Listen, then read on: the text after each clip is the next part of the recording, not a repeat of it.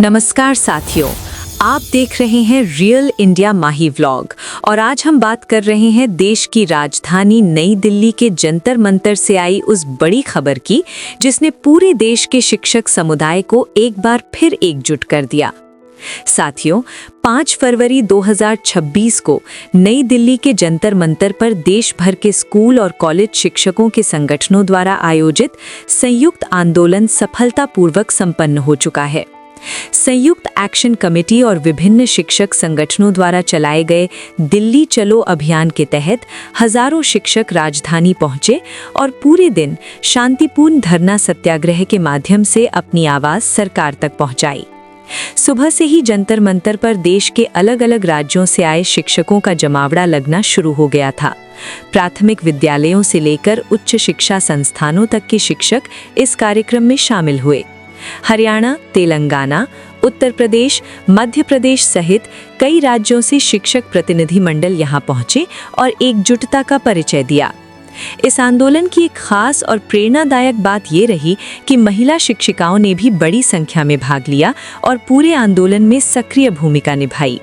कई जगहों से आई महिला शिक्षिकाओं ने मंच से अपनी समस्याएं भी रखी और बताया कि शिक्षा व्यवस्था को मजबूत करने में शिक्षिकाओं की भूमिका कितनी महत्वपूर्ण है। अब बात करते हैं उन मुख्य मांगों की जिनके लिए ये आंदोलन आयोजित किया गया।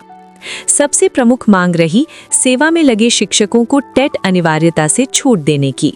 शिक्षक संगठनों का कहना है कि वर्षों से सेवा दे रहे शिक्षकों के अनुभव और कार्य को देखते हुए उन्हें बार बार परीक्षा की बाध्यता में नहीं डाला जाना चाहिए।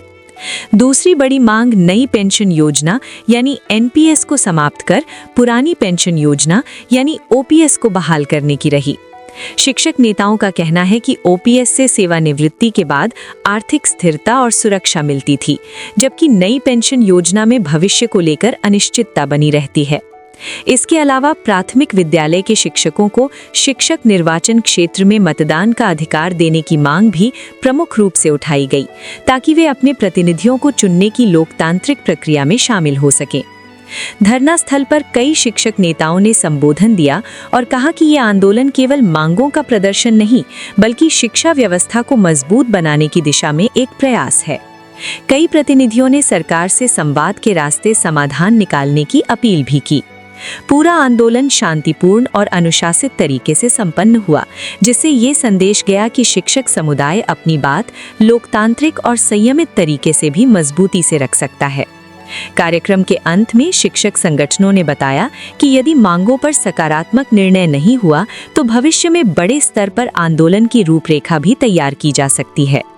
कुल मिलाकर 5 फरवरी का ये आंदोलन देश भर के शिक्षकों की एकता और उनके अधिकारों के लिए सामूहिक प्रयास का बड़ा उदाहरण बनकर सामने आया है।